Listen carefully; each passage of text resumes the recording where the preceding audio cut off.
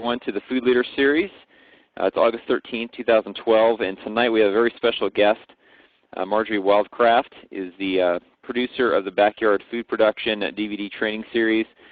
She is an expert gardener and homesteader, and she's got a lot of great wisdom to share with us tonight, both about why you should want to grow a lot of your own food as well as the best way to go about it. So without further ado, we'll go ahead and proceed here with the introductions. A little about me, Jason Matthias. I am a father of 5 and husband of 10 years. I am a lifelong gardener since before I could walk, really. A veteran of over 10 years in the Air Force and an entrepreneur. I'm the founder of True Food Solutions, and very happy to have you join us here. If you've not already become a member of our online community, we'll have some information later on how you can sign up and the ways you can get involved, sharing what you know and learning more from others. A little bit about our community. We really have a mix of people, no matter what your desire is as far as seeking alternatives to the modern industrial food economy. We've got groups of people that are likewise interested. So we really want to provide a venue for asking questions, sharing ideas, and developing and implementing the solutions to reform the food system that we need to become sustainable for the future and to become really a much more independent people, not dependent upon systems that are prone to failure, as we've seen this year with the drought. We'll talk a little bit about that later. So we're really about sharing and learning, and growing ideas together is our tagline. That really is all about sharing what you know, learning from others, and then implementing what comes about. So I'd like to introduce Marjory Wildcraft. Again, she is a gardening expert. She spent the better part of over a decade working on becoming more self-sufficient and self-reliant and producing most of her own food on her property. And she'll talk a little bit about some of that journey and her techniques and whatnot. She's produced the Backyard Food Production DVD series, which in my opinion is the best resource for anyone getting started or looking to produce on a small scale a lot of their own food. And so we'll talk more about what she has to share and what that resource is like later on. Without further ado, I'll go ahead and open it up for Marjory to give her presentation. And Marjory, go ahead and take it. Thank you very much. Okay, great. So let me just start out and say that this is me in the heart of my food production system right there, and you can see that that's really not much bigger than a backyard.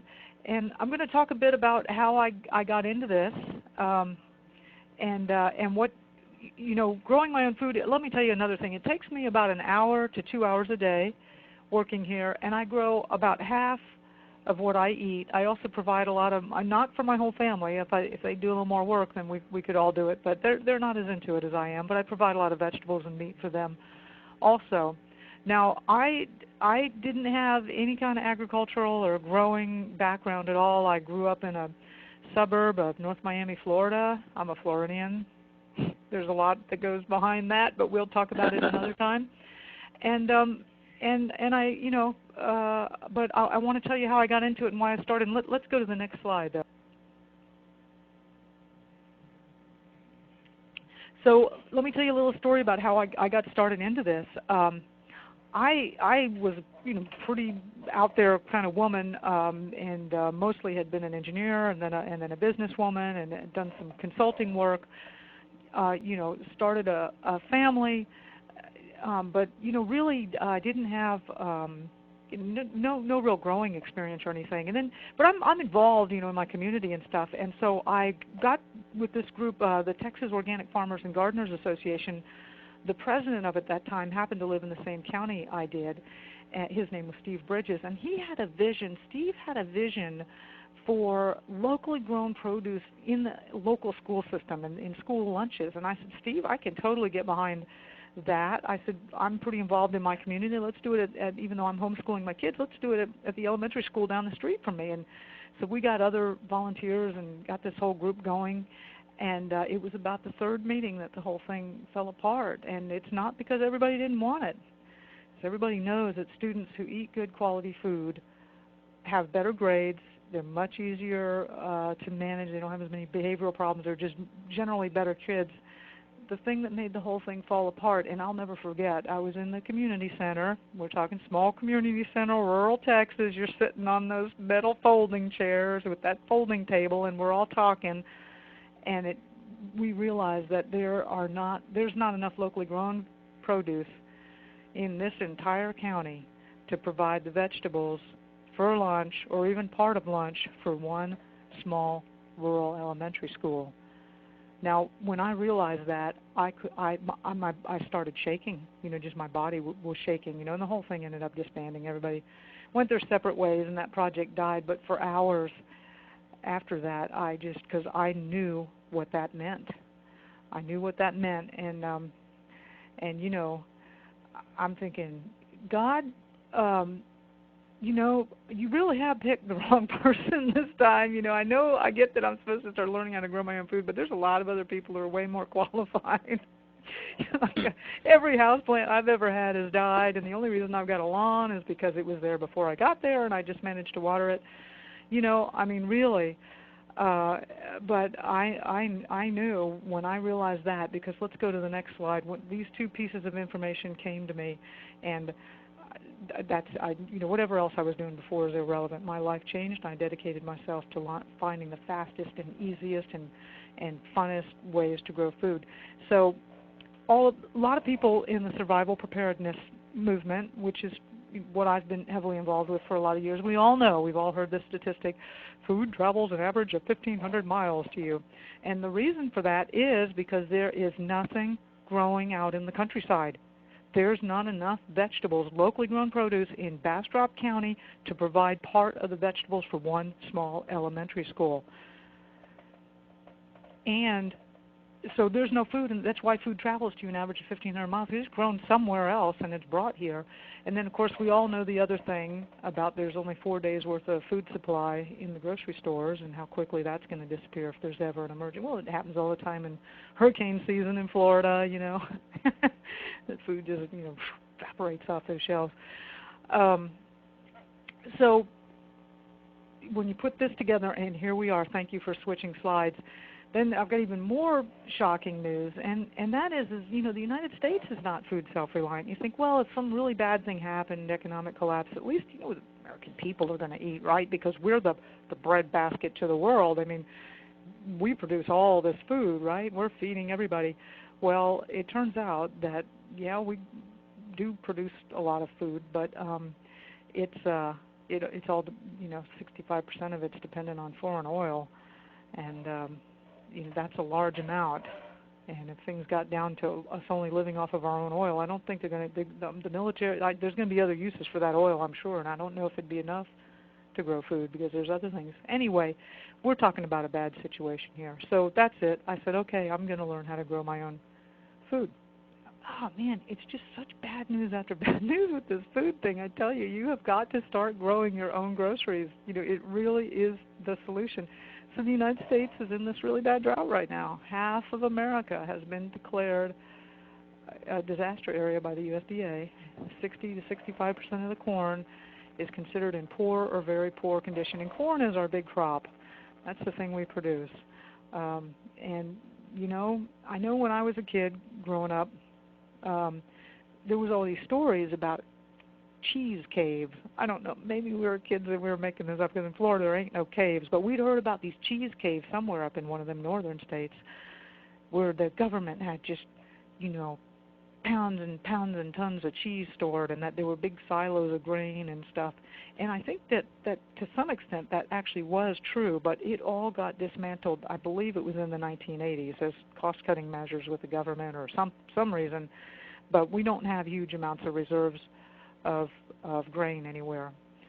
So it's just we're living hand to mouth in terms of people, and the most significant event in human history occurs every year at the harvest. One quick question there, Marjory. I think that slide with the drought showed from last month, and I think since then, with the figure you mentioned, is that that map that corresponds to half the counties in the U.S. being declared in severe drought. it looks a lot worse. So I Yes. wish I could have gotten the updated slide, but it's actually a lot more red on the updated chart, and it will continue to do so as we get further into the season because the extended effects of the drought as well. So just to emphasize that point a little bit. Yes, it's not looking good.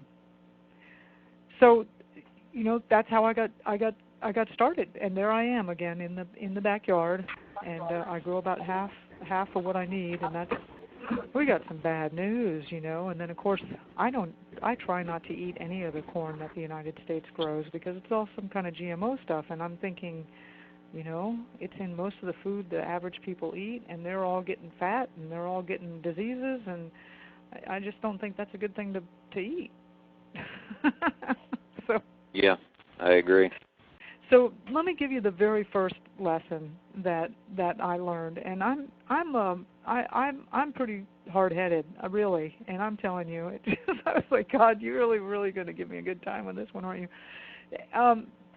My husband is really fortunate that his grandmother, Grandma Nanny, had he grew up in a South Texas town, real rural.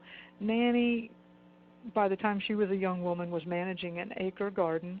And she fed all of her family and her extended family and neighbors, and she always had a huge garden up until her older years when she couldn't do anything. But so I said, "Hon, I'm going to start gardening. It's really important to me now. This is what I'm going to do." And he was immediately thinking of Nanny, and we have the land, and he plowed me up an acre, and I'm like, we had an acre of weeds and frustration. And I also know a lot of people coming into this may be coming from a sense of panic or just opening and awakening and realizing things could be problems. And there's this tendency to do a lot more because you're scared. Start small. This is what I'm talking about. Your very first garden bed should be something like this. It's like 4 foot by 12 foot, 50 square feet. That's a really good size for beginners. And if you don't even have that much room, go to the next slide and show you another great example of starting small. Yeah, this guy Harold, you can go to the next one now, but this guy Harold was gardening just on that little strip of land between the sidewalk and the street, and I was just delighted to meet him. And he had, on the part we can't see, he had a whole thing full of green beans going. So let's talk about what is the easiest and the fastest and most efficient gardening method, and also how much land are you going to need realistically to do this. Now, in the 1970s, the United States went through, we knew that the oil production had peaked, and so foreign countries realized from then on that we were going to be dependent on them for oil. And if you remember, that's kind of what the Arab embargo, there was all that stuff going on where basically the international community was squeezing the U.S. and there was all this little kind of struggle going on. But there's a very forward-thinking man at that point in time said, hey, this could get really bad, and we might all need to start growing our own food. And how much, what does that look like, and how much land do I need? He really, I stand on the shoulders of John Jevons. He's just an amazing pioneer that's been dedicated to this question for the past 35 years. And he's developed a system that's the most complete sustainable system. Also, I've interviewed or visited or hosted hundreds of homesteaders and permaculturalists and all kinds of even organic farmers, and this method by and far is what everybody ends up returning to. Not that we don't use components of other things, and not that we always adhere to it strictly, but this is the gold standard. It's a vegetarian diet, and I'll get into that more, so don't freak out. I am not a vegetarian. And I think part of it's got to do with that it's used all around the world in a lot of places that people can't afford to buy a chicken or can't afford a rabbit. So anyway, it's also extremely well documented. So I'm assuming you're going to switch me over. It's coming, yes. Well, this technology we have is just amazing. So this is the book on Biointensive, and you can go to the next slide since it goes pretty slow. And Jason was kind enough here to get me the latest cover. And this is the Bible. I've also interviewed hundreds of organic farmers, and every one of them has that book on his shelf or her shelf. It's a book you'll use in the very beginning when you're just starting out, and it's a book you'll return to.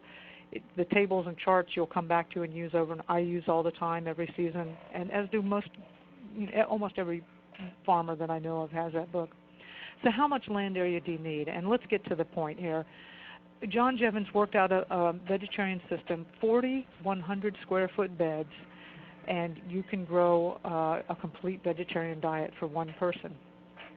So you're going to need room for paths, and you're going to need room for your tool shed and a little chill out area or something like that. So you're talking about a minimum of 8,000 square feet per one person.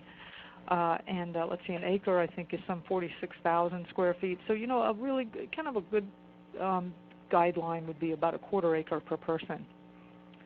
Now I'm going to get right back to that chart again, but here is a real dramatic example of a green thumb. The pots in the darker pots, the plants in the darker pots are clearly healthier and bigger than the ones in the white pots. And the difference between the two is that the soil in the darker pots was much, much better than the soil in the lighter pots.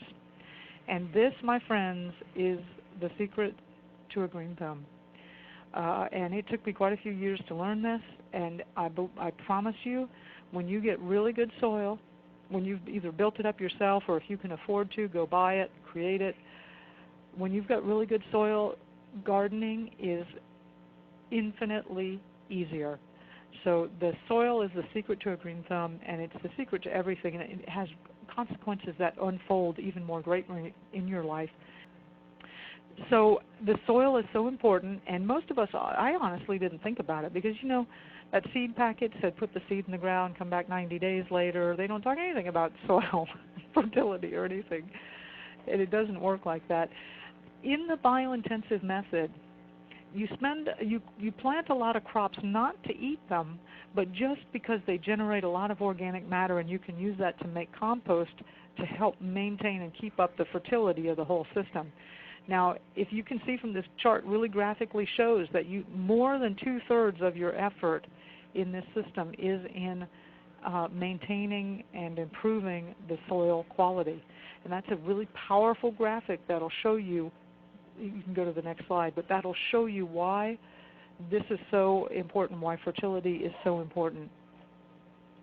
I've got another good example coming up here, which let's see if so these are two trees in my orchard, and the tree on the left is clearly not very healthy, yet the tree on the right is. And they're both the same species, obviously getting about the same amount of water and sunlight and everything. The main difference was right here, I had a small flock of geese, and in the afternoon on the tree on the right, you can go to the next slide, the tree on the right, they would sit under there, and geese are very, very messy animals. I really can't put this politely. They just shit all over the place. You don't want to have them if you only have a small space. And this is an acre area that we have fenced. And on the flip side of that is they produce a lot of fertility for you. And it turned out they used to love sitting under that tree in the afternoon. And just for those hours in the afternoon that they were sitting there, that tree got extra fertilizer. And that's what made the difference between, you remember how pale that one was on the left and then how lush and green the one is on the right. Funny about that orchard, I've been working in there for years, and it wasn't one. It was just one morning I turned around and happened to see those two trees, and there was that example the whole time. And suddenly your eyes can be open, right? So let me not intimidate you with trees and with talk of 40, 100 square foot beds. If all you've got is a sunny windowsill, then there is a tremendous amount to be gained just from a sunny windowsill.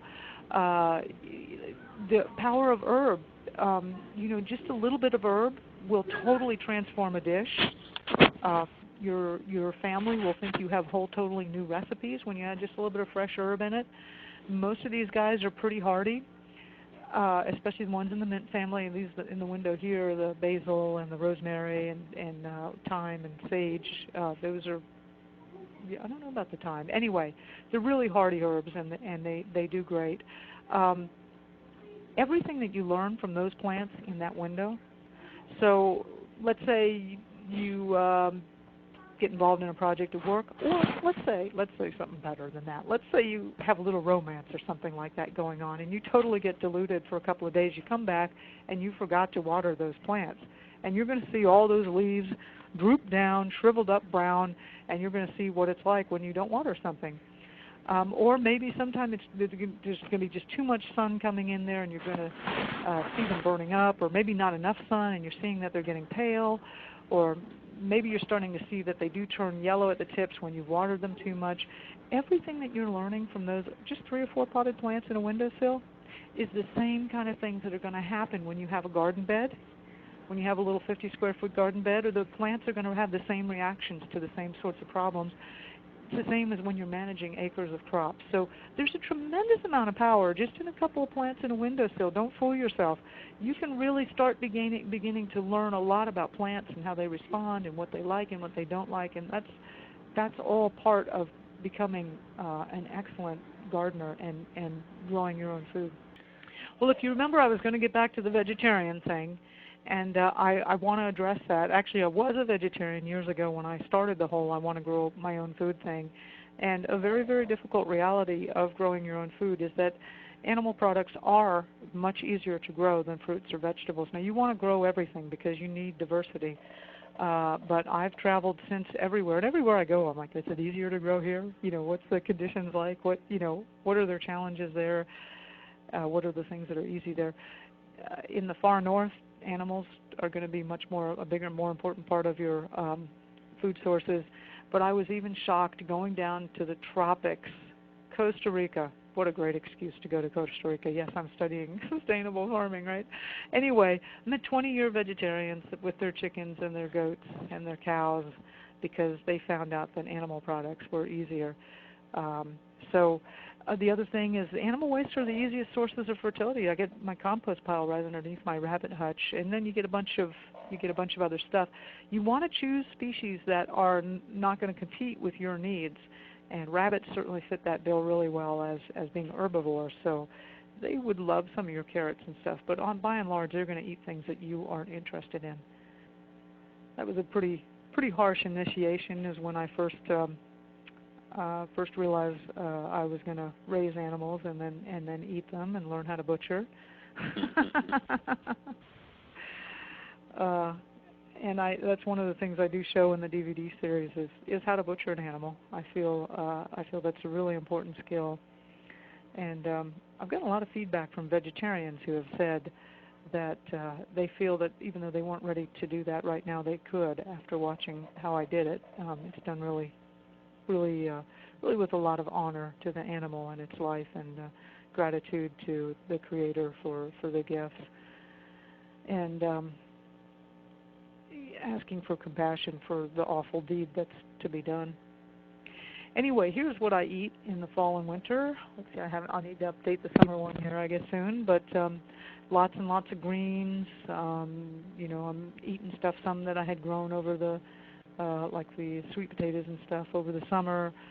I get a lot of things as locally as much as possible, and I import. And one thing to note on the things that I import, of course, other than the chocolate, is their fats are really difficult to grow in your backyard. That's one of the more challenging things. That will probably be one of the things that you'll want to import for a while too once you get going. But that's a pretty healthy diet right there, you know. I don't eat a lot of other processed foods. All right. So why don't you just tell us just a little bit about your DVD, what it includes, and then we can. I've got a couple transition slides here before we go to Q&A. Okay, great. Yeah, the DVD is I go through. Basically, I take you on an in-depth tour of my whole personal food production system and a lot of the things that we've been trying here on the farm. And as I said, I'm very passionate about finding the easiest and fastest and funnest ways to grow food, and I'm always trying new things, and we've got a whole research center going on with all kinds of projects.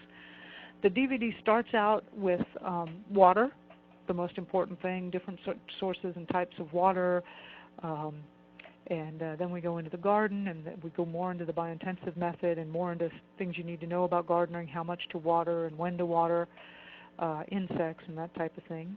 I spend a lot of time with rabbits because they're such good meat source. We go into home butchering and show you how to process those rabbits. Also poultry.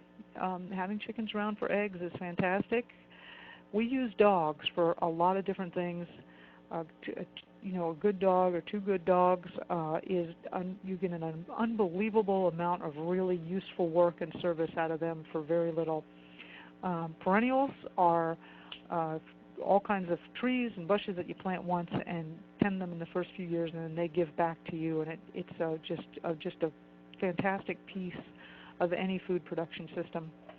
Now, it also includes a bonus CD that comes with it, and the CD is a library full of documents that support everything in the sections in the video. So, for example, on the water section, we have a whole book on how to build a rainwater collection system.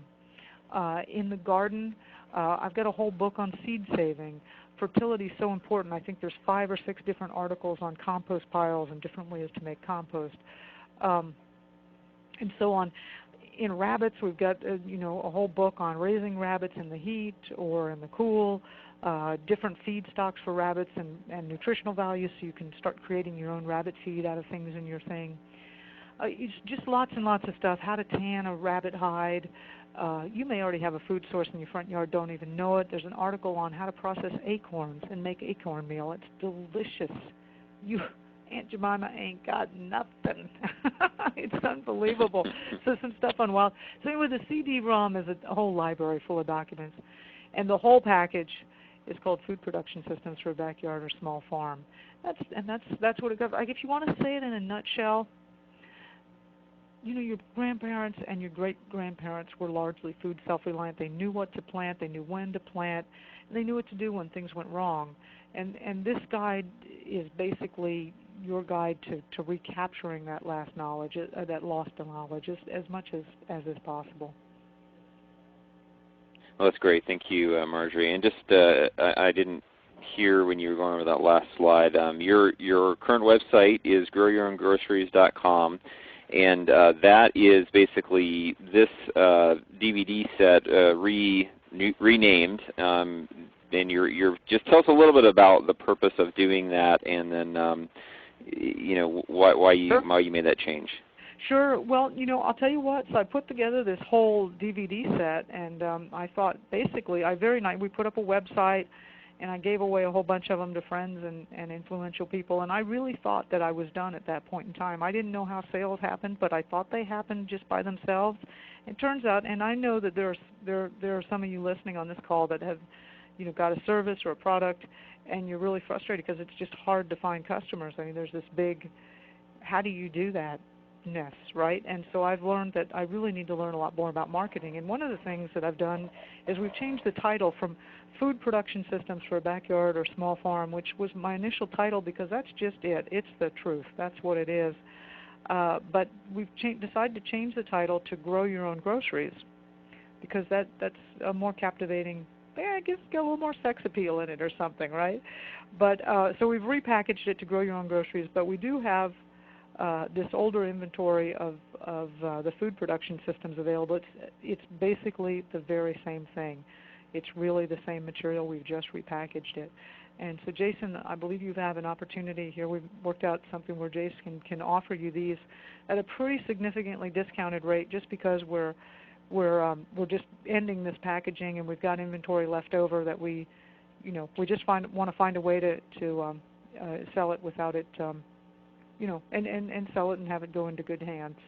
So let's see, he's got a really good deal. I'll let you talk about that, Jason. Great, thank you, Marjory. Yeah, so for the rest of this week, we're going to go ahead and offer 20% off of everything in the online store.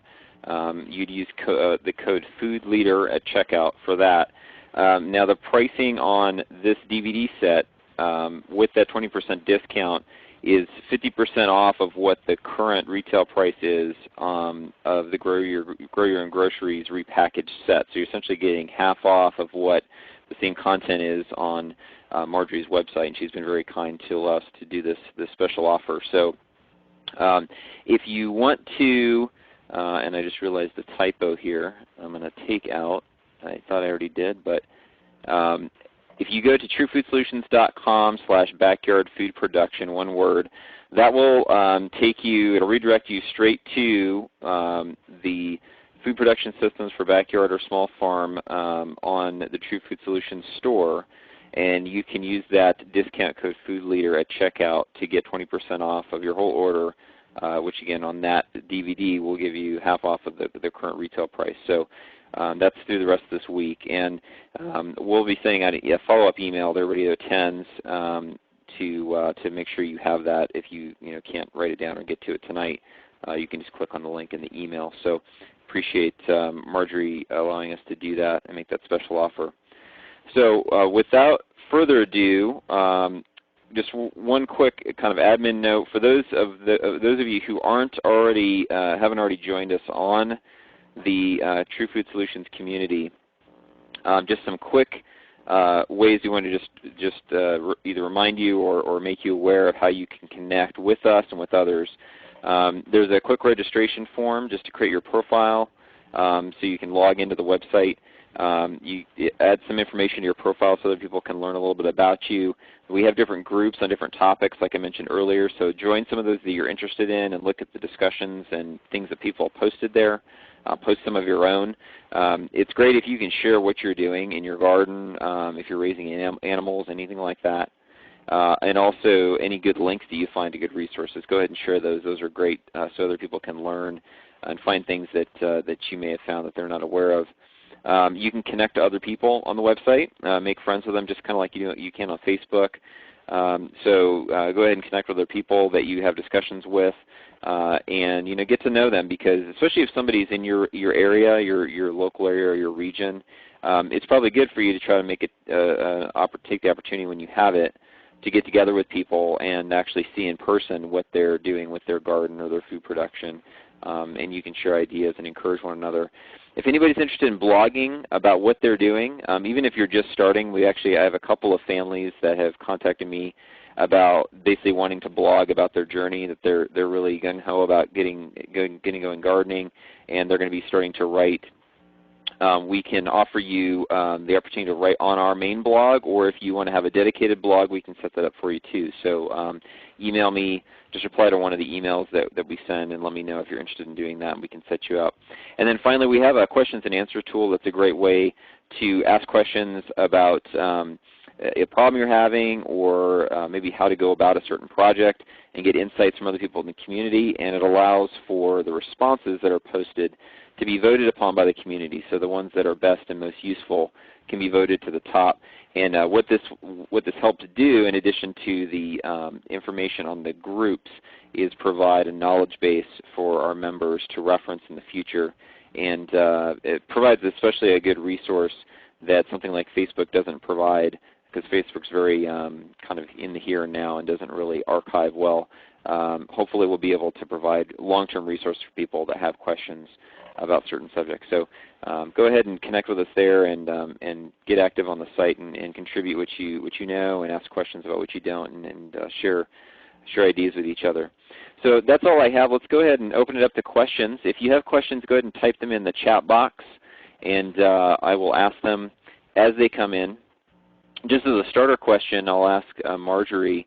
A lot of people, I think, who either have been gardening for a while or are interested in gardening know that it's work, and some of them may think, well, why don't I just go buy it, at the farmer's market, or just buy it from the store, right? Buy organic at the store. That's I don't have time for it or whatever. And you mentioned an hour to 2 hours a day, but can you maybe just talk just briefly about what the dividends are from doing it yourself versus buying, even if you're buying locally? Can you just talk a little bit about that? Absolutely. It all comes down to one thing that's priceless. So first of all, the hour to 2 hours a day that I spend working on growing my own food is sacred time. It has become the most precious time in the day. It's my time when I'm watering. It's my Zen time, my time to connect and to reflect. It's prayer. It's yoga. Yes, sometimes it's aerobic. It's moving my body. We're physical animals. We need to move. We need exercise. It's wonderful exercise. I'm outside. It's fresh air. There's so many things. A great way to get kids involved in the process is to let them harvest with you, and especially some of my fondest memories are when the whole family's out in the garden together working, like digging potatoes, and we're all digging the potatoes in the potato bed, and who's got the biggest one, and who's got the littlest one, and there's an ugly one, let's give that to Uncle Frank, It's magical, precious time. It's time that you really want in your life anyway. When you really get down to it. And yeah, I'm really a busy woman. I mean, there's no doubt. But for me, wow, I get to carve this hour or two out of every day because I grow at least half of my own food, and it's my business, and I've got to do it. And I love it. So, there's the other thing. The other really, really, really, really big thing is I can think of a half a dozen scenarios. And these are all have a fair, they're not super probable, but they do have enough of a probability of occurring. It's something you should be thinking about. But there's at least a half a dozen scenarios where, within 6 to 9 months, 90% of the U.S. population is dead. And that comes from a number of different ways it all happens. It usually ends up in a breakdown in the food supply system and people dying to death from starvation. And that's heavy duty. That's heavy duty. I mean, how can you live with them? The way you can live with something like that, the way you can handle a future that is more terrible than anything you could possibly imagine, is to be able to provide really basic needs for yourself, such as your own food supply. And I feel, yes, it's going to be huge changes if those things occur, but I feel like I could make it through it. I have a fundamental skill to maintain my body and my health, come what may. It doesn't matter, there's lots of other things that could happen, but that, being able to have your own food supply gives you a sense of security that is priceless. It's priceless. Another way, some of the more modern New Age way of looking at it, there's tons and tons of things you can do to develop your sixth, your third eye, the sixth chakra, the vision, intuition, and cloud busting. And then the crown chakra and your connection through God, or the throat to speak, or the power chakras. Lots of trainings for that. The second chakra, yes, we have tantric yoga and relationship counseling, and the root. Other than some chanting or some visualization of energy to earth, there's not. The thing to heal the root chakra is being able to grow your own food and being able to take care of your own basic primary physical needs. And when you can heal that, there's this incredible transformation that occurs in who you are as a human being, and the way that you're going to be playing life from then on out. It puts you on a whole different level. Well, thank you for those insights. I've got a whole bunch of questions now. I'll go and go through here and try to get to all of them. One person asked, what's the benefits to raised bed gardening? And I think that you do several different methods. If you could just share with us kind of what the benefits of the different types are, and then maybe what you use, raised bed gardening over maybe row gardening or something that's just on the level on the ground. What's your insights on that?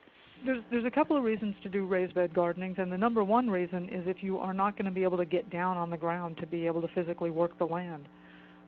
So I'm working with a woman who's 60 years old, and she is not going to be able to bend over and do that. So we built her raised beds to where her hands are at waist level, and she can then work with the soil and still be able to grow her own food. The other traditional reason for growing on a raised bed is because the drainage is not very good. So this is going to typically be really, really rocky land or very heavy clay land where that water just sits and sits and sits. So what you want to do is build the bed above ground so that the water can have a chance to drain off. My soil here is really, really sandy, and actually I dig down and plant down in a trench just because I have so much drainage, and it ends up being better for the plants when they're down in a ditch. So it depends on what type of soil you have in the situation, but I think that answer will give you a lot of insight into why you're using a raised bed, so you'll know when it's appropriate for what you need. Hmm. Yeah, I've also found that I've done raised bed. It seems like my father's method that I grew up with was square foot gardening, and in addition to being a fairly good space utilization method, if you do have the need for you have a confined space and you have to kind of maximize that space, sometimes raised beds can give you the benefit of being able to have kind of compact spacing and yet have enough room to get around. And like you mentioned too, especially if you're having to build the soil or import soil essentially, because the soil that you have is either, let's say it's clay or something like that you can't grow in, or something else. If it's even if it's on concrete or something, you have to add to it. Then building up the bed on top of it will help that. So another quick question. And this is a great question, what are some specific things I should do over the fall and winter to prepare for the next growing season? Great. What part of the country are they in? Do you know? That's a good context question. Let me see who answers. But I can start on a generic answer. So Sarah's in Michigan. Oh, wow, Sarah, way the heck up there. I believe they call that North Texas. Michigan. My husband's a Texan. I've been rubbing against him, and some of it's coming off. Anyway, so let's see. We were going. What was the question again? I'm sorry. I got to quit. Specific things to do over the fall and winter to prepare for the next growing season. So what I'm doing now, I'm actually preparing the fall beds and getting ready to plant for the fall. Here, I'm going to be able to get the fall crop here in Texas is probably it's even better than the springtime, and the reason why is as it gets closer, as the plants mature, it gets cooler and you have less and less insect problems. So it tends to be easier gardening here. But no matter where I were in the north, I would be wanting to getting some spinach and some broccoli and some kale stuff going right away in an area that I can protect them, so that way I can have fresh greens going all winter. And in a lot of places, especially that far north, you're not going to have enough sunlight to actually get plants to grow real well going forward. But you can get them started now, and they'll stay alive fairly well. So get your spinaches grown out mostly to what size as big as you can, and your lettuces and your kales and your broccolis and other things, and then just keep them alive all winter by having them covered. But that way you've still got fresh food coming in. So that's and that's even here in Texas we do that strategy of get as much going early on as you can, and then carry it through the winter. Right. What would you, as a follow-up to that, what would you recommend as far as helping to prepare for fertility for the next year in terms of soil amending and those kind of things? Well, that's one of the wonderful things about the biointensive method is they very, very carefully lay out what is expected of you. So, for example, for a 100 square foot bed, every season that you're planting, you want to put 6 5-gallon buckets of compost into that bed every time before you plant. And that's what they've come up with as a measure of how much fertility you need to add each season. And so that's why you're always having your compost piles going. And that's one guideline for how much you need to add and how much you need to. I have compost piles everywhere, in all different kind of compost piles. I got a worm bin for very selected small amount, high quality compost. I've got brush piles will probably take forever to break down, and then I've got the garden scraps one, and there's the chickens roost up in the tree, and underneath I put some hay and we collect that. I've got compost piles. Fertility is so important. I've got them everywhere. So did that answer that question well enough? Yeah, I think so. What about mulch? And cause like a lot of the times, if people live especially in the east, where we have lots of deciduous trees that have leaves that fall off in the fall, how do we? What are your recommendations for how to best use those, and whether it's composting or actually mulching beds, those kind of things? Yeah, I love the leaves in the fall, and I love the deciduous forests. Yes, you can collect those leaves and compost them.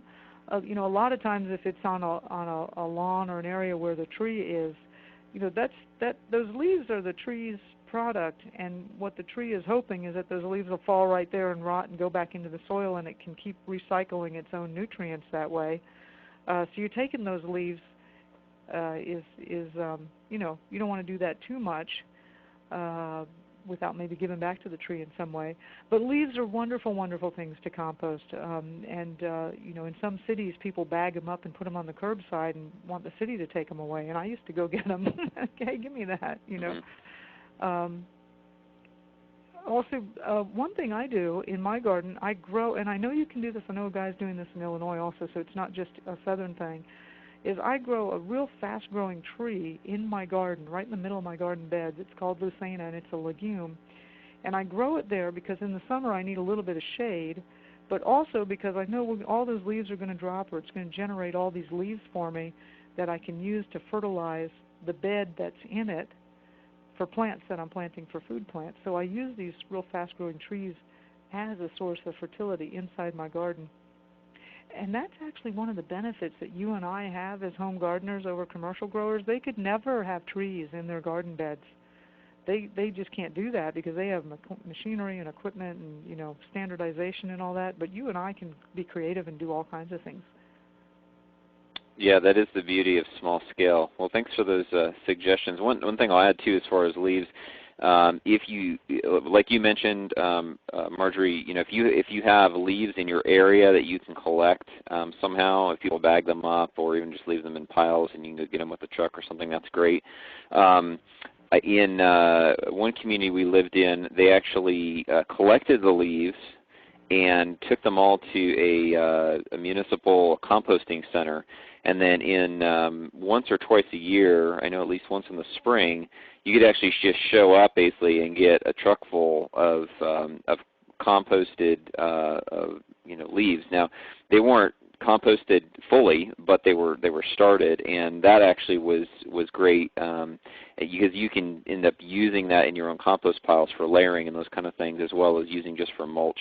One thing that my dad has done for a long time, especially with two big maple trees in the front yard where I grew up, he'd take the leaves and actually would spread them out in the wintertime or in the fall over the beds as a mulch, and then a lot of that would end up breaking down into the bed and then adding to fertility that way as well. So if you do have leaves, that's a great way. I'd also recommend, you know, as far as composting goes, don't limit yourself to what you have on site. If you have ways you can bring in organic material to compost, look for those and try to bring that in, because the more compost you can develop and have to add to your soil fertility, the better off you'll be. Someone from New Mexico says it's very dry and windy. Do you have any suggestions or helps for this area to grow better in that kind of climate? And if I remember from your video series, Marjory, you live you're up on a hill, and you probably have some wind issues as well. Is that correct? Yeah, we do. And wind breaks for sure. Having that dry wind it dries things out all the faster, and having wind in general is a stressor to the plants, and you know, a lot of times they'll be able to handle it, but they won't be nearly as productive as if they didn't have that wind. So you want to do that. And I one of the things I was showing in the video is I just bought one of those cloth, you know, wind block cloth or you know, shade cloth, and put it around the fencing around my garden to help block the wind. And I'm growing perennial bushes that hopefully will take over the job of that in a few years to stop that. And then all the classic things in a dry climate. You know, mulch is so important. Mulch is so important to just keep that moisture in the soil. And then, you know, other things like what I'm doing of growing some trees and maybe trying to find something that might give you some dappled shade, you know, naturally. And then, you know, also just planting plants that can withstand that. I've just been astonished at cowpeas, you know, and okra, and you know, they're like, I'm like, how can you plants even possibly live out here? You know, I'm crawling inside. It's 100 degrees and totally dry, and they're just growing. You know, like, whew, thank God. Yeah, it's amazing. Some plants are just so heat loving that I've actually got some okra this year that because of the way that it grew, there's some plants next to it that are partially shading, and the okra that's partially shaded is kind of stunted in its growth, and the ones that are in full sun are doing great. So know what if your plants like full sun or shade, if they're heat lovers or not, and plan your garden plan accordingly. I didn't take into account the size that my tomatillos were going to get to in terms of timing, so they ended up growing above my okra and kind of blocking out some of the sun. Wow. Let's see here. Someone asked, they said, I have a backyard garden. Is there anything you would recommend adding to the soil at the end of the year that improves soil for the coming year? We already mentioned compost and leaves. Can you maybe talk about animal sources of fertility, and what would you recommend, especially if someone doesn't have their own animals? What would be like the best types of animal manure to get, so that if somebody was going to try to find it in a local area, they know what to look for? Yeah, well, I would say even rather than looking for it, is get a rabbit hutch. Get some rabbits, and that's an incredibly great fertilizer. And one of the things about it is you don't really have to it's better if you compost it, but you don't have to. It's not too hot.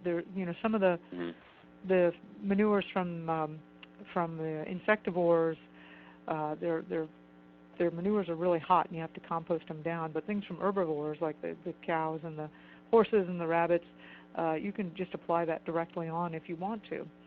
But rabbits are just this incredible synergy with the garden, and for many, many reasons. I think most people would agree that the drudgery in garden, and I've met one or two rare exceptions, bless their heart, I wish they lived next to me, but weeding is, that's considered the biggest drudgery in gardening. And I have to say, as soon as I got rabbits, it totally transformed, because now I was out collecting free rabbit food. And in fact, I'm looking at that grass and I'm going, I'm going to come back to you next week. I need you to grow a little bit more before I yank you out and feed you to the rabbits. But it does totally change your perspective, and you're sort of managing the weeds to feed the rabbits, and it helps a lot. Plus the rabbit, they eat that. And the other reason why is the meat supply. The meat supply is toxic. The commercial food supply. They're feeding all these animals soy and corn, and those animals don't normally eat that, and those animals are raised in the most unhealthy conditions, and they've got to pump them up full of antibiotics just to keep them alive, and they do all kinds of crazy things. Like they put cyanide in the chicken feed because it makes the cells swell up with water, and in the chicken business, weight is like the number one thing. So if they got all those cells swollen with water, that chicken weighs more, and they make more money off of it. Problem is, when you eat it, you get cyanide into your cells. So, get a good meat supply. And rabbits are a fantastic, I've got a 20-foot by 2.5-foot wide series. It's 8 hutches. I've got a buck and usually 2 or 3 breeding does. I get about 80 to 90 rabbits a year out of that. That's half of the protein requirements for my family of 4. They're quiet. There's no offensive odors or anything. Nobody's going to know you have them back there, basically. And it's such a natural synergy. You have them right there next to the garden, so you can just fork over the compost from underneath and grab the weeds and put them in their cages in the morning. So that's one great source. Now, I would also be very careful. So, for example, if you live next to the racetrack and there's the horse manure there, or the cows nearby, you can maybe get some cow poop. Because especially the horses, they spray. The horses, they don't want to give them as many weeds, and they'll spray those pastures with all sorts of chemicals. And I've had it happen to me, and I know other people that we've bought hay, horse quality hay that we used as a mulch in our garden. The first time it rained, everything died. So be careful. Maybe on the next time we get together, I'll talk about some homemade tests that you can do to test for those kind of herbicides, so that way you're not applying that to your plants. But so anyway, rabbits and having your own fertility source is a great thing. And if you do go out and look, I mean, we should be utilizing what resources are around us. Just have a note of caution that there could be some problems. Right. I switched the slide over to the picture of you in your garden. Can you see that, Marjory? I'm whipping up my computer now, but yeah. Can anybody else see it? I just wanted to. You mentioned your rabbit hutches, and I think those are over on the right-hand side. Yeah. Yeah. Just so if people can see that, can you maybe just explain real quick how you have those elevated and how it works with your composting setup? Yeah, sure. There's, as I mentioned, it's 20 feet long, and there's the 4 white things you see are covering 8 different little feed trays. And I've got the roof sloped down to one end to where I'm collecting the rainwater off of the roof. And it's a pretty simple operation. And one of the things to note there is the really close physical proximity. I mean, the rabbits are right there. I don't want to waste a lot of time walking from one place to another with rabbit food or taking their manure a long distance to another thing. I've got it right there, and they're part of the whole cycle.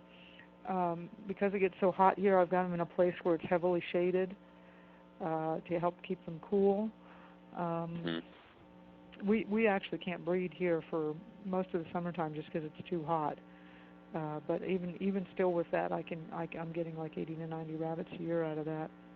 It's a really neat setup. Yeah, and meat is so important. It really is, and they're mostly eating grasses. I grow some legumes for them. To be honest with you, I feed them about half commercial feed just because. Just some morning the kids got to go to the dentist. I've only got 2 minutes. I can't go out and cut their grass for them. I'm just going to dump some feed in their tray and run, So. Right. But they're since we're talking manure, somebody just asked, can we put chicken manure on gardens fresh, or should we wait? Generally speaking, depending on when you're talking, if you have plants in the garden, I wouldn't put them right on the garden. If you're doing like a fall application to prep for the following spring, you may be able to put it on fresh. But generally speaking, probably the best thing to do would be to actually put that chicken manure into your compost pile and put it in as a layer of material between other layers. If you look up some composting techniques, generally you're going to see layering mentioned. And that way it has a chance to decompose, break down further, and you don't have the issues you might have with having it be too hot for the plants. Marjory, generally your chicken manure, I think your chicken's pretty much free range, right? So they're pretty much not. Yeah, but you're we not have collecting a compost. That. Yeah, we know where they roost at night, and so I put hay underneath that and make a little compost place right there. But I do compost the chicken manure first because it's too hot to put on there directly. Right. Yeah, it's much better composted. I do have a friend. Some people may know of Noah Sanders, who wrote a book called Born Again Dirt, and it's basically about a biblical approach to farming.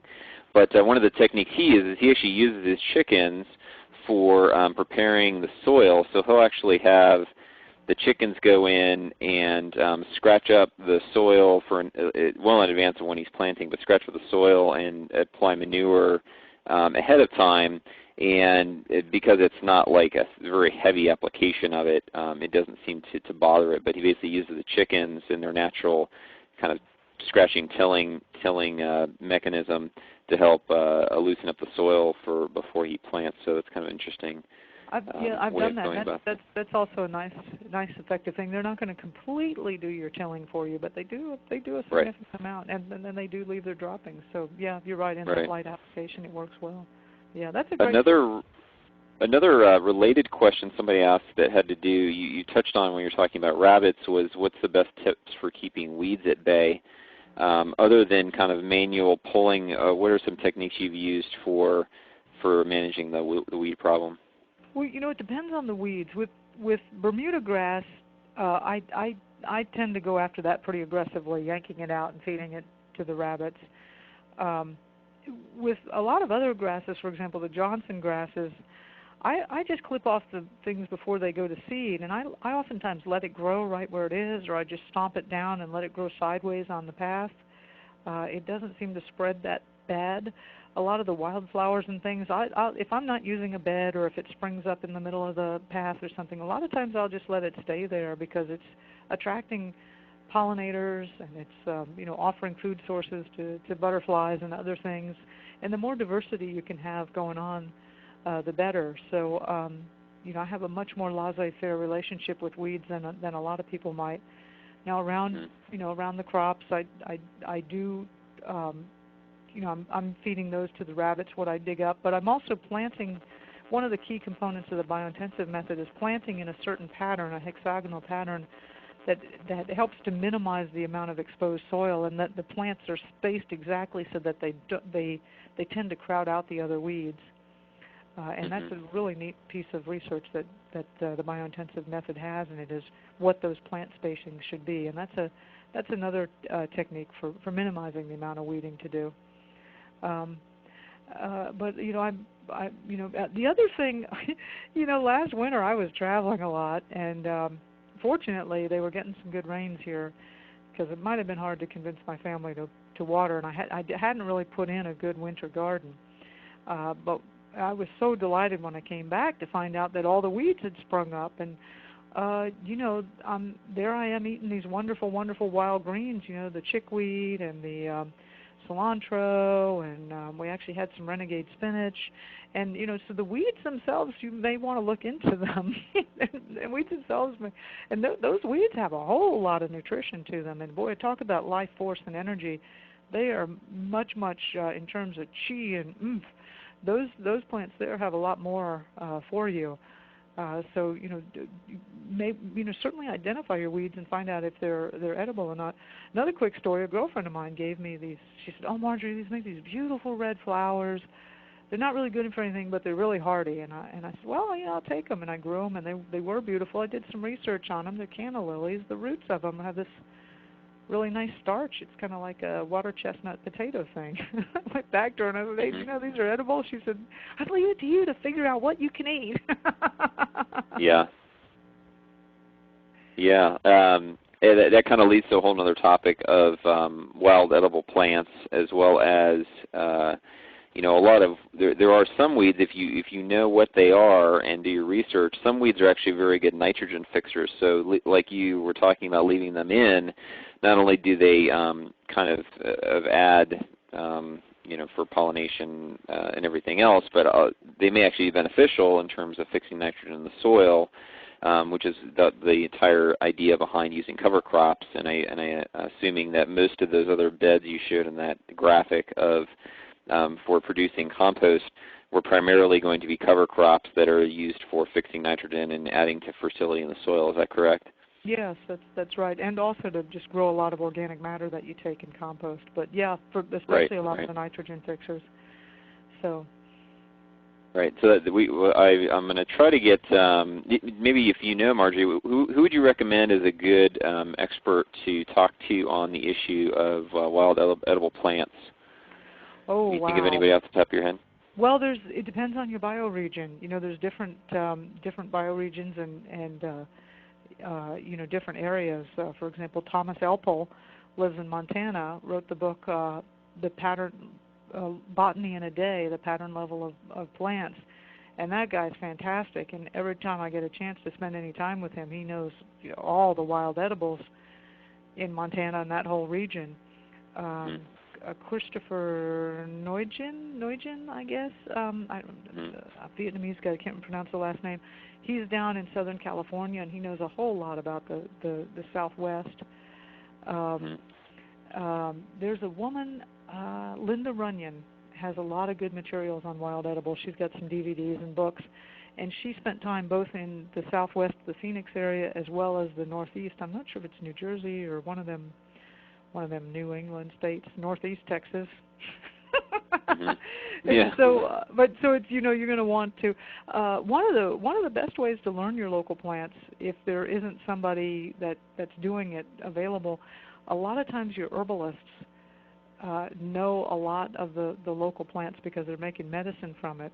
And I've learned a lot by apprenticing with different herbalists just to learn the plants. Thanks for those tips. I recognize a couple of those. Yeah, botany is such an important skill. It's it's almost like you're illiterate if you don't know a little bit about botany. In my opinion, it's so important. I'll tell you a real funny outlet where I was learning some botany was this government we have has just got a propensity for wars. I mean, it just likes to get into some kind of fight. And so they've declared some kind of species invasive, and there are some plants that are taking over and causing damage. But they've got this whole invasive species thing, and the Forest Service and the counties and the states are all declaring war on certain plants.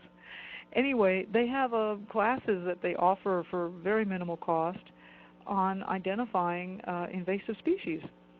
And it's like, oh, this is incredible. You know, they're teaching you botany, and they're teaching you what plants locally grow and the ones that are most abundant. And then do some research on it and find out if they're edible or not. You know, then you'll have the state wanting you to go collect these plants. And you'd be surprised how many of them that they consider invasive species, and that may be invasive species, are just unbelievably useful, medicinal, edible, or you know, cordage or some other value. It's amazing how many of them are on the list that way. So there's another kind of I believe with any problem, if you open your heart and open your mind to a question and say, I really want the answer, it'll come to you, and you and I know everybody listening has had this experience, and it'll come in some really bizarre angle, right? So I found some botany in an invasive species class offered by the Forest Department one time. Let's see here. We've got a few more questions that are probably good ones to get answered. Somebody from Minnesota basically said they have a really short growing season. Do you have suggestions for self-sustainability in an environment like that? Yeah, I sure do. Grow the heck out of everything while you can it, dry it, preserve it, salt it, whatever, and then relax over the winter, or keep chopping wood to keep warm over the winter. But yeah, that's the strategy of what you got to do. Up in, I had looked at Maine one time, thinking, wow, that place looks cool. A lot of people living off the grid, MOFGA, yeah. Maine Organic Farmers and Gardeners Association, for a little tiny state. They have the biggest Organic Farmers Association budget of anybody in the United States. They have some people that know how to grow food up there. What turned me off one day was I was watching the weather in January, and they said, and in Maine it's 30 degrees below zero. And, coming from Florida, I really can't even conceive of that, but it really dawned on me that they didn't mean 30 degrees below freezing, they meant 30 degrees below zero. I was like, I don't think I could ever move there.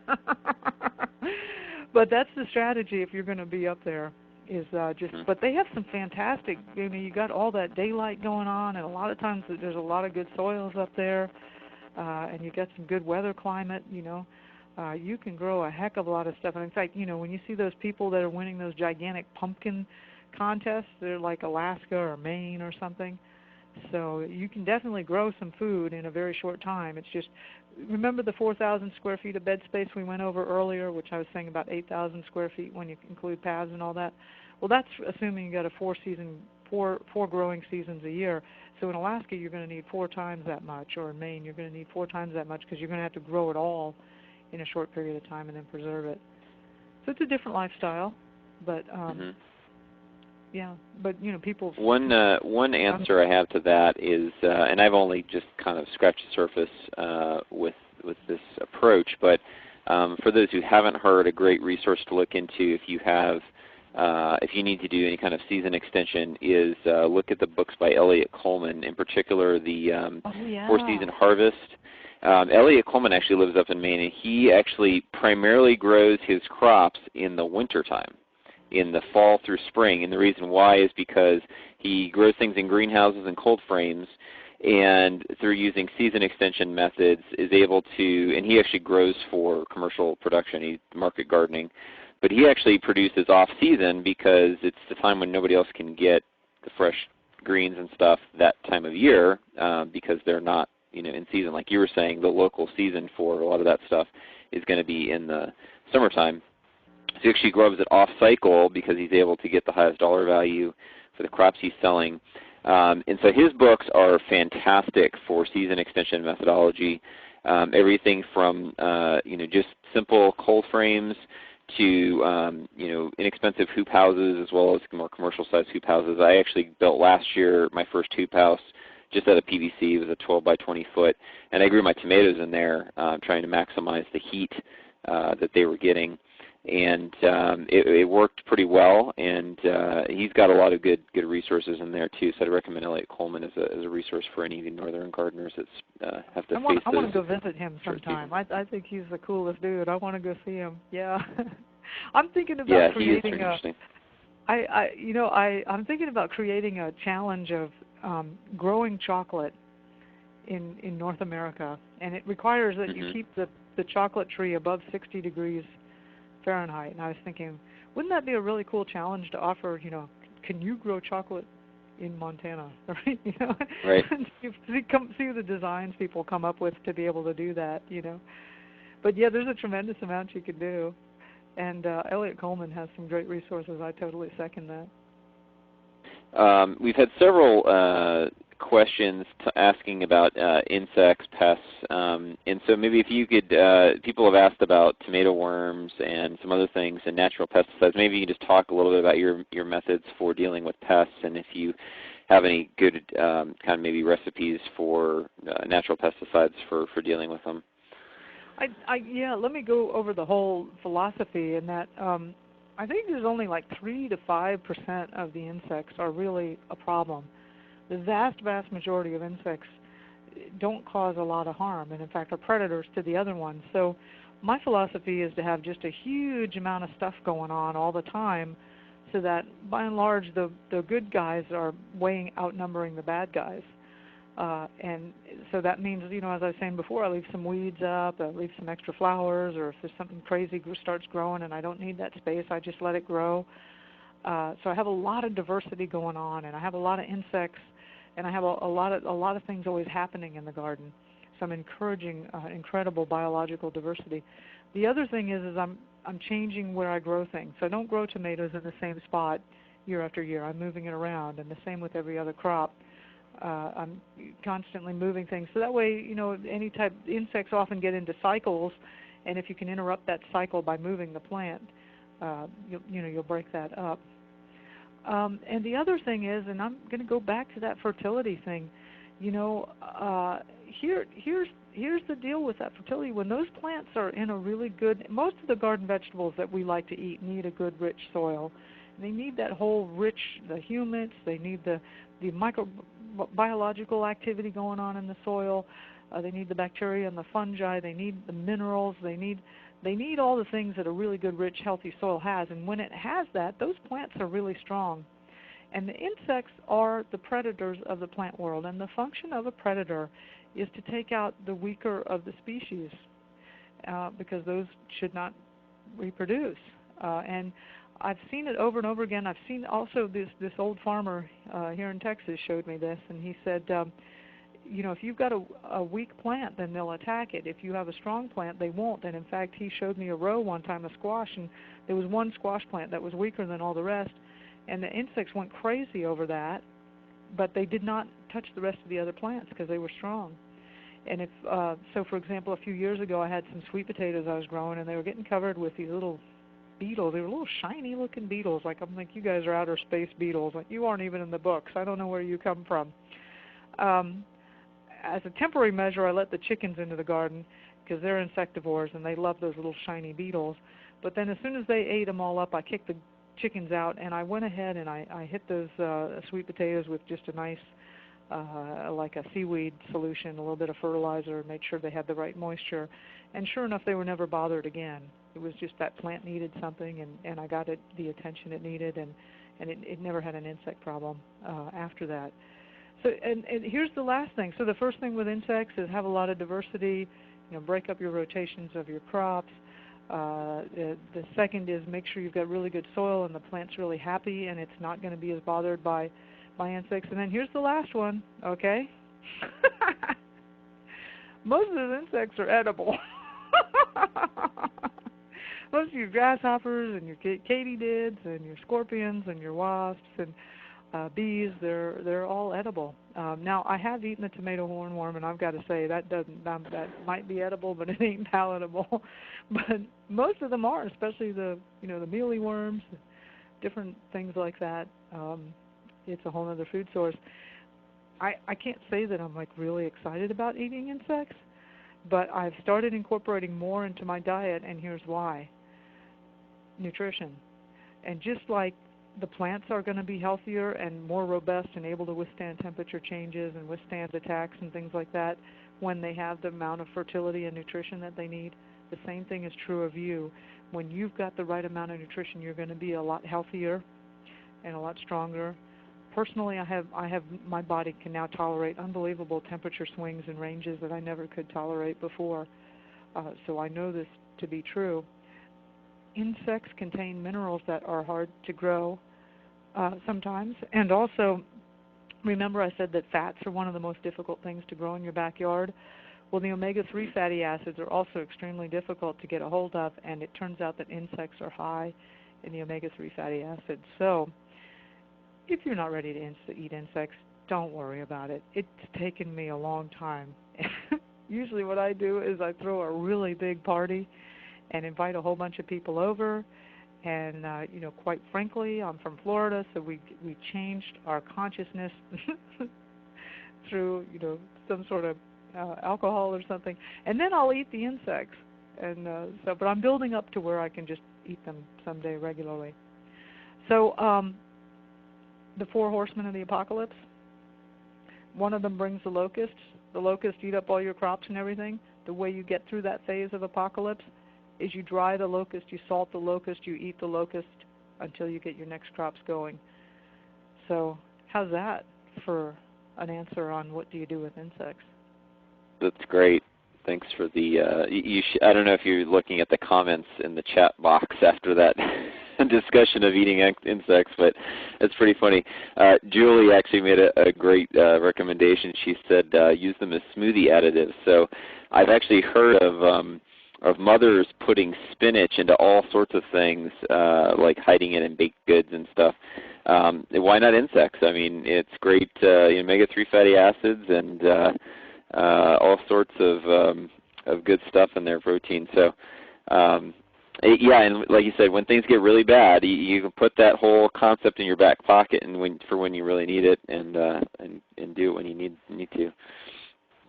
All right. Well, we're running up to almost an hour and a half mark here. Does anybody have any last questions that they want to ask? Marjory, thank you so much for your time and willingness to share all your wisdom with us.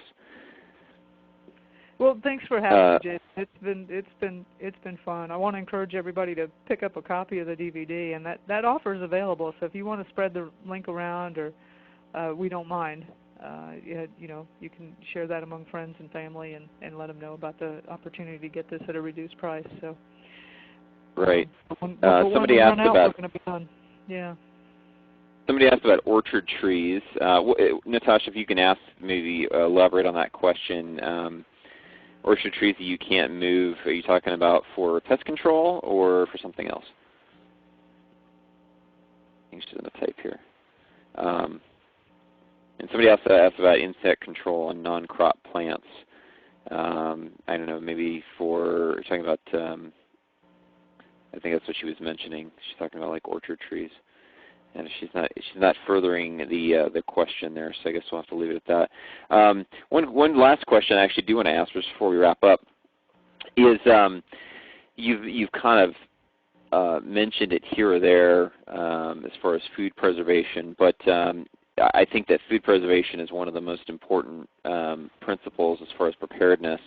And honestly, if you got limited amount of production capability because of space constraints and those kind of things, you may only be limited to eating what you're producing. But I think in most cases, most people are going to end up producing more than they can eat in that given season, especially if you plant more than like one zucchini plant, because there's always more zucchini than you can eat. So maybe if you can just kind of give us your philosophy on food preservation in terms of priorities and, canning, drying, freezing, that whole thing, and how that, guided by some of the preparedness insights that you have and kind of that thinking, what's your priorities for food preservation? Well, I want to be prepared for a worst case scenario just because that has me enjoy the rest of life so much more. Prepare for the worst and enjoy the rest, right? And so I tend to start out with the lowest technology methods, and then work from there. So dehydration is a big thing for me. I've got a big solar food dehydrator, and when I have excess, I dehydrate food as much as possible. That's a good way to do food storage, and you can do it very, very low tech.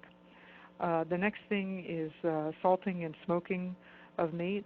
Even here, this far in the South, you can have a smokehouse and keep meats certainly over the winter that way, and to some extent through the summer.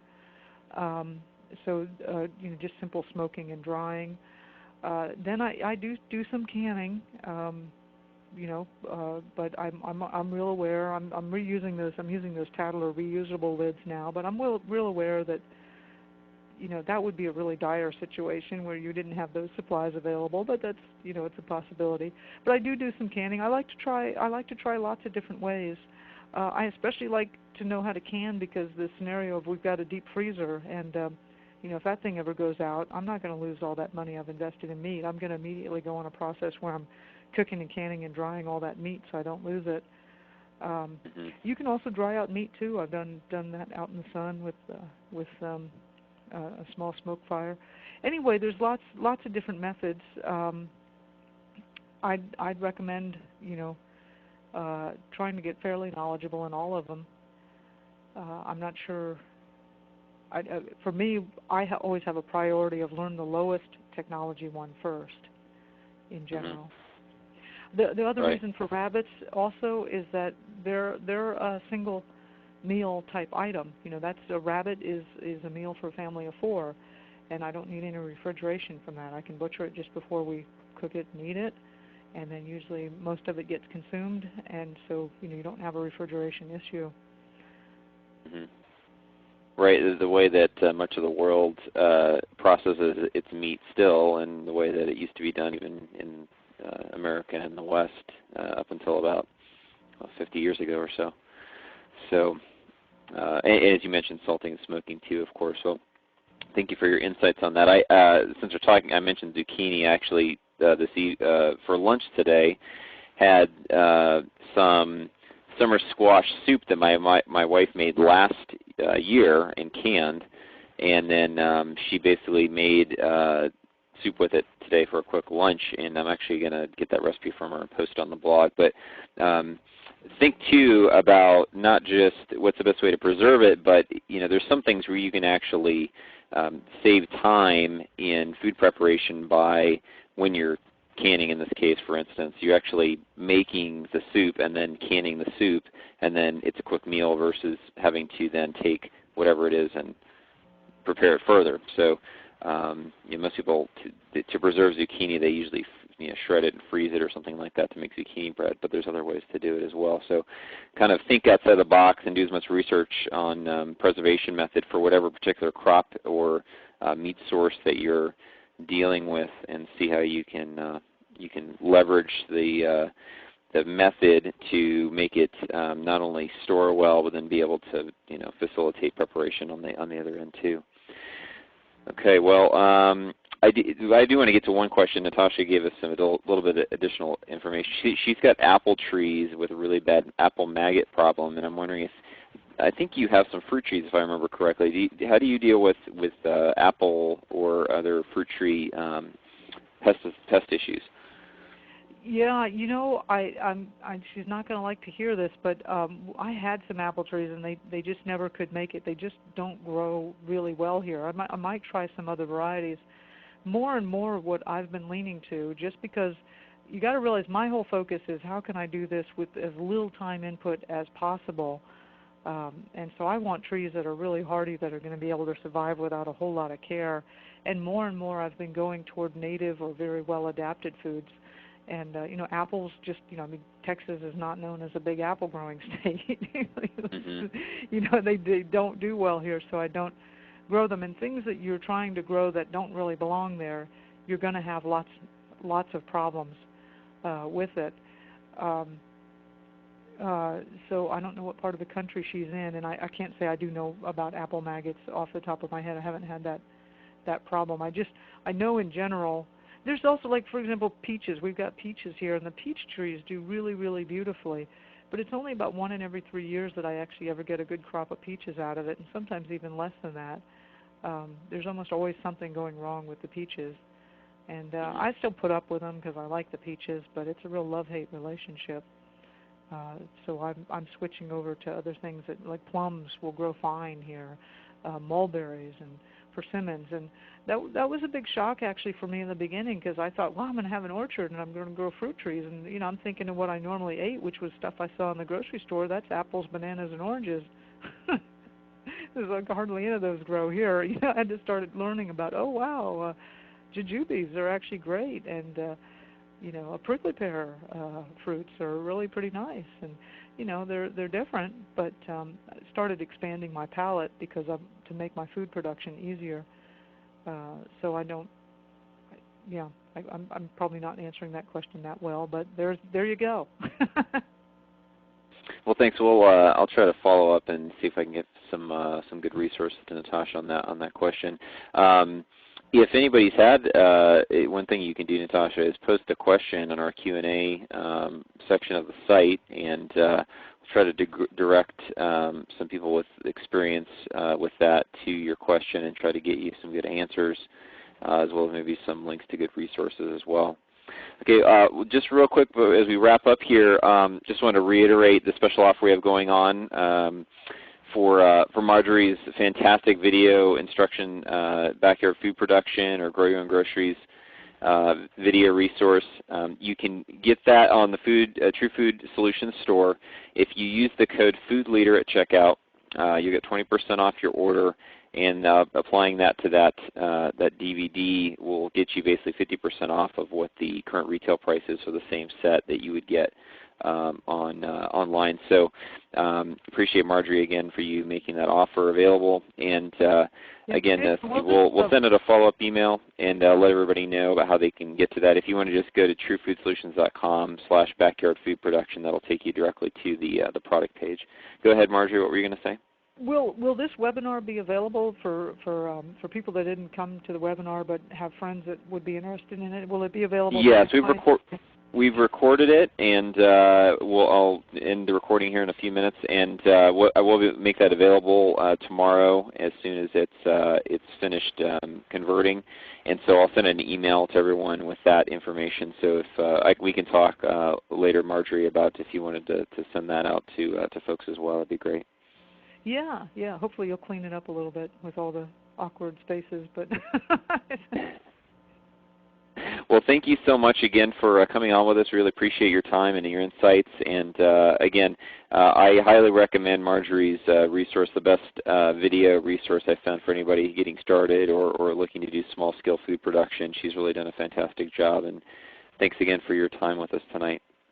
Well, thanks for having me, Jason. And I sincerely want to wish everybody the best of luck. And I really, I'm just so passionate about this from that first elementary school project, reestablishing you and me and your neighbor growing food again is just vital.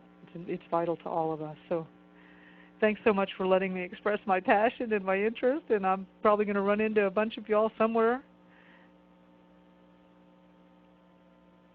All right, well, thank you so much, Marjory, and thanks for everybody for attending and all your great questions and participation. Look forward to having you on our next Food Leaders Series webinar.